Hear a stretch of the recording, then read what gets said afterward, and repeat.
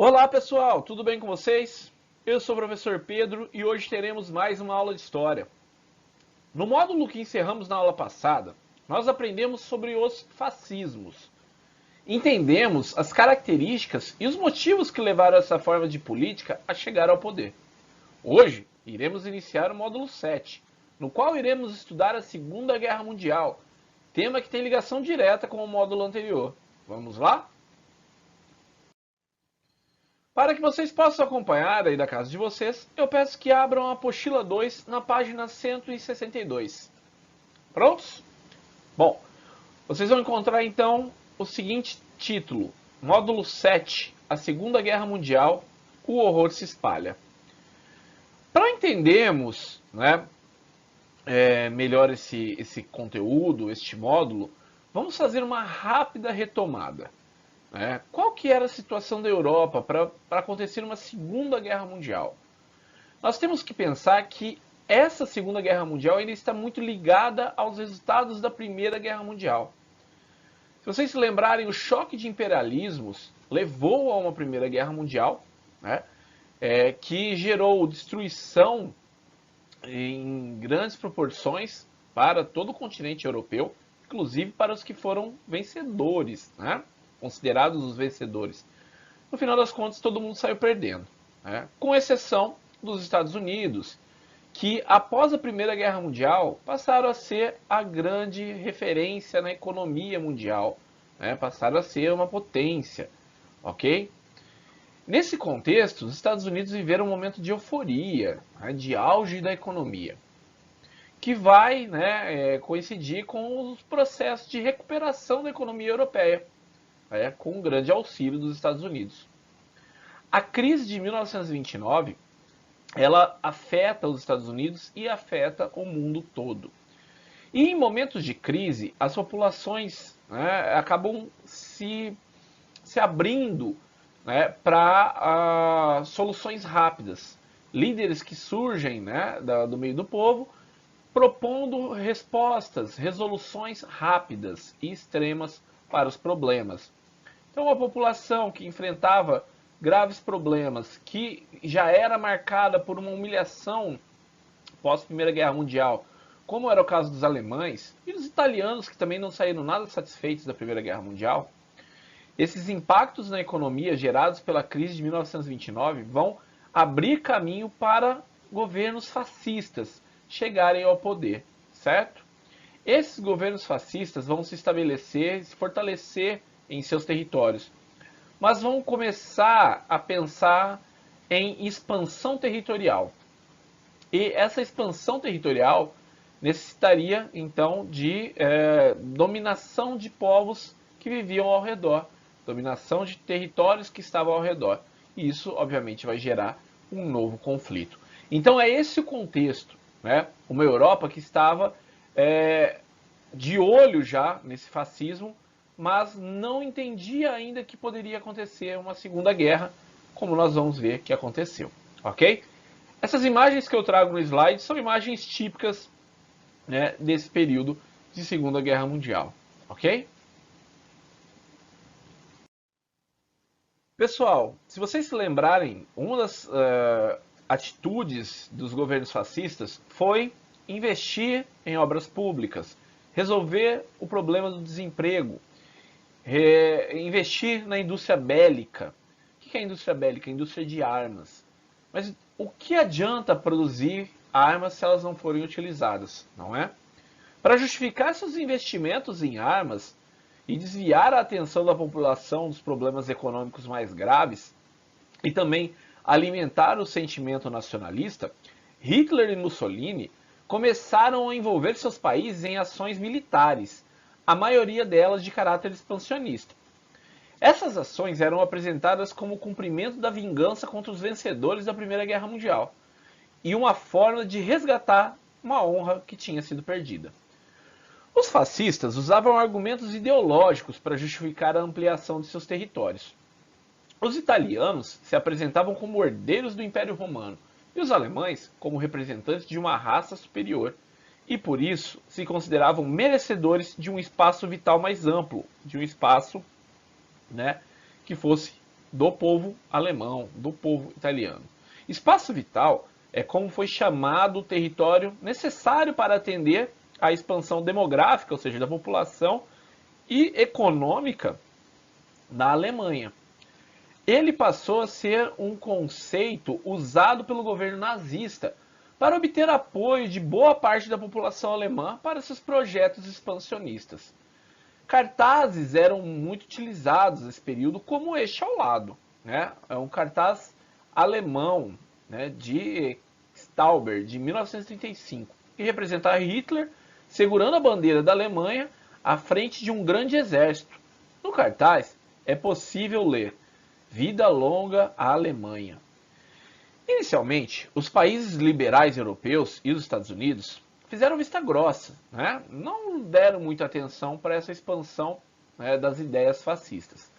Então, essa vista grossa, as intenções expansionistas, tanto da Itália quanto da Alemanha. Na prática, para os britânicos, franceses e norte-americanos, o fascismo era um problema muito menor em comparação com a possibilidade de um avanço comunista, né? Então eles tinham medo de que acontecesse em seus países o que tinha acontecido na Rússia. Os governos desses países liberais toleravam então os abusos fascistas por não acreditar que eles pudessem desencadear uma nova guerra. Esse é o grande problema do fascismo, né, ou das ideias fascistas. As pessoas não dão muita atenção e deixam esse monstro ir ganhando força e mais força. Né? Quando as pessoas perceberam, já não tinha mais volta. Marcha para a guerra. Então, o que vai levar a acontecer a guerra? São vários fatores, tá? Vários fatores. Mas vamos entender um pouquinho as movimentações tanto dos italianos quanto dos alemães nesse contexto. Estimulados pela omissão, então, das potências liberais, alemães e italianos deram início a uma escalada de ações militares e de expansão territorial. Em 1935, Mussolini ocupou a Abissínia, atual Etiópia, que fica na África. Diante da invasão italiana, o então imperador da Abissínia, né, enviou um apelo à Liga das Nações, que pouco fez. Né? Apesar da forte resistência interna, a superioridade bélica italiana garantiu a conquista. Depois de consolidado o domínio italiano, painéis com a fotografia do ditador foram espalhados pelo país, como na imagem que vocês podem ver aqui ao lado. Né? Bom,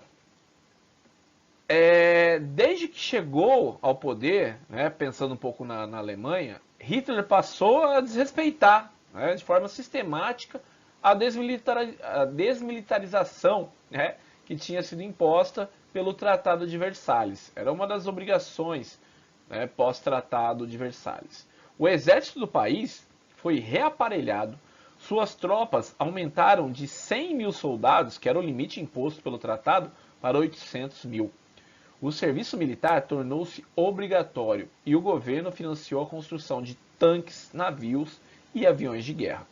Após sua chegada ao poder, Hitler passou a reequipar as forças militares da Alemanha. Tá? Por exemplo, aqui nessa imagem nós temos um dos tanques do exército alemão, no período de 1935. Então a gente vai ter também Hitler desrespeitando o Tratado de Versalhes e equipando o seu exército. No ano de 1936, Hitler e Mussolini se uniram, compondo o chamado Eixo Roma-Berlim. Em seguida, enviaram tropas para a Guerra Civil Espanhola para ajudar os fascistas espanhóis a derrubar o governo democrático daquele país. Em 1936, apesar da proibição do Tratado de Versalhes, Hitler enviou tropas para a Renânia também, né? Região alemã que faz fronteira com a França. Essa medida tinha sido estabelecida em 1919 como forma de criar uma área desmilitarizada que protegesse a França de eventuais ataques alemães. Com a remilitarização, um ataque ao território francês seria cada vez mais provável. Dessa foto que eu trago para vocês, né, nós temos aqui então as tropas alemãs na Renânia em 1936. Nesta outra imagem aqui, temos no caso, um grupo de resistência contra o fascismo na Guerra Civil Espanhola, que nós vamos ver um pouquinho mais para frente neste módulo. No final de 1936, o Japão, que pretendia se tornar uma potência hegemônica no Sudeste Asiático, aliou-se à Itália e à Alemanha. Formou-se então o eixo Roma-Berlim-Tóquio. Em 1938, aqui ao lado, que vocês podem ver, o Anschluss. Em 1938, uma forte campanha publicitária e aprovação por meio de um plebiscito, a partir de um plebiscito e de uma forte campanha publicitária, a Alemanha anexou a Áustria, um país de cultura germânica. Implementava-se o chamado Anschluss, que é a anexação, o que aumentou o território, aumentou o arsenal de armamentos e as forças armadas da Alemanha nazista. Esse cartaz que vocês podem ver aqui, abaixo do Anschluss, mostra a anexação da Áustria à Alemanha em 1938. Nele é possível ler um bloco sólido, 1 milhão de vezes sim, considerando-se herdeiros da tradição germânica e convencidos pela campanha alemã, 99% da população votou a favor do Anschluss. Então eles anexaram esse território da Áustria, mas com aprovação popular, ok? E nesta outra fotografia nós temos o exército japonês, que passou a integrar esse eixo Roma, Berlim, Tóquio. Ainda em 1938, Hitler passou a exigir a devolução da região dos Sudetos, que era uma área tirada dos alemães e cedida à Tchecoslováquia com o fim da Primeira Guerra Mundial. Os países liberais acabaram atendendo a essa reivindicação e os alemães aproveitaram a reintegração para incorporar outras partes da Tchecoslováquia. A reação dos britânicos e franceses veio em forma de ultimato.